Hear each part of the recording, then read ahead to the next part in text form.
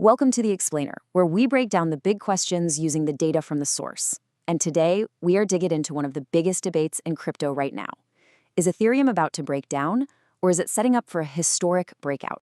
You see, we're getting some seriously confusing signals from Ethereum's price right now. Depending on who you talk to, it's either on the brink of a slow, painful collapse, or it's coiled for one of the most violent repricings we've ever seen. You have experts looking at the exact same data and seeing two completely different futures. So today, we're going to break down both arguments. All right, first up, let's dive into the view from the charts. This is the technical perspective. Now, these folks, they don't really care about the latest news or fundamentals. For them, it is all about the patterns, the statistics, and the momentum signals right there in the price data. And to get what they're saying, you need to know about one of their key tools, the moving average. Basically, just think of it as this awesome indicator that smooths out all the crazy day-to-day price swings so you can actually see the real underlying trend. So you might be wondering, what's the magic number for Ethereum? Is it the 50-day average, the 200-day? Well, according to technical analyst Gerhard, who backtested literally everything, the single most profitable moving average for timing Ethereum historically isn't a big round number. It's just 33 days. Yeah, 33. And here is where it gets really interesting. Right now, Ethereum is trading way below this key 33-day signal. And this kind of drop, it's incredibly rare. I mean, how rare are we talking? Well, if you ignore its super early Wild West days, we have only seen the price get this stretched out once before. And that was during the massive COVID crash.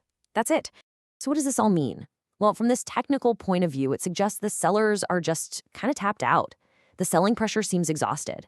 History suggests that a big, aggressive crash from here is pretty unlikely. Instead, the charts are pointing to one of three things: a fast recovery, a long, boring period of trading sideways, or a very, very slow bleed down.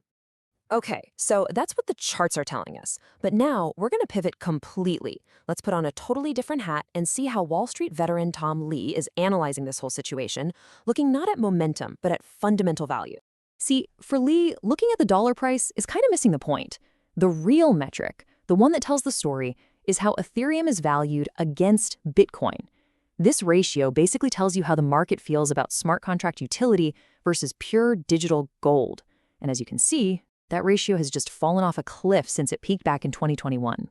And this right here is the core puzzle from the fundamental side of things. It raises this huge question.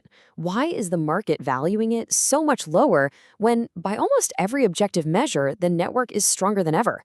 I mean, the fees are way down, the developer community is absolutely booming, and you've got real-world uses like stablecoins growing like crazy. The actual value is up, but the relative price is down. Okay, so stick with me, because this is where the math gets pretty wild.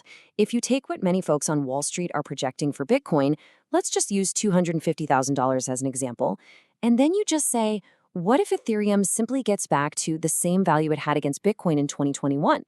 Well, you do that simple math, and it spits out a potential Ethereum price of around $22,000. That's not some crazy guess. It's just a return to a historical norm, but this time with even stronger fundamentals. So if the fundamental value is there, who's actually putting their money where their mouth is? Well, last year's historic market liquidation gave us a crystal clear answer. You see, this wasn't just a crash. It was a moment that revealed exactly who has long-term conviction. It was, effectively, a massive transfer of assets from weak hands to strong hands. I mean, think about it. This was the biggest forced selling event in the history of crypto. Bigger than FTX, over $1 trillion in value. Poof. Gone. More than 2 million accounts were completely wiped out. But while all that chaos was happening, forcing people to sell, the data shows us exactly who was on the other side of those trades, calmly buying it all up. And when the dust settled, what we saw was just incredible. You look at all the publicly traded companies holding crypto, and really only two big players stepped up in a huge way. You had MicroStrategy, of course, adding billions in Bitcoin. And then you had Bitmain, whose strategy lines up perfectly with Tom Lee's view, and they scooped up a staggering $2.4 billion worth of Ethereum. Almost everyone else was just frozen or selling. And what this event did was basically draw a line in the sand. These two giants, these strong hands, now account for an incredible 90% of all public crypto treasury trading volume. 90%. The other 78 companies in the space, They're all just left fighting for the scraps in that last 10%. The market made it very clear who could survive and thrive under that kind of pressure. Okay, so let's put it all together now. What we're left with are two completely different stories, two competing futures for Ethereum, and they're both backed by data. On one side, you have the technical view. The story from the charts is that the big sell-off has pretty much run out of steam. The worst is likely over, and we're probably looking at a period of stabilization, not another big, scary crash. But then on the complete opposite side, you've got the fundamental view. And this perspective sees a massive disconnect between Ethereum's real-world utility and its market price.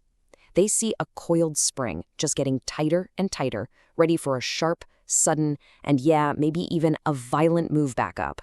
And this table just lays it out perfectly. It really shows you the two competing ways to think about this asset.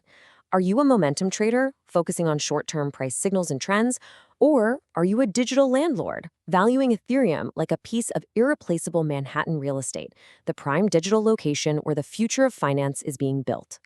And so, when you boil it all down, this is the central question we're left with. The technical charts are signaling caution that the momentum is gone, but the fundamental data and the actions of the market's biggest and strongest buyers are pointing to a historic opportunity. So is Ethereum a trade on momentum, or is it an investment in digital real estate? Which one of those frameworks you believe in will likely determine how you see its next chapter.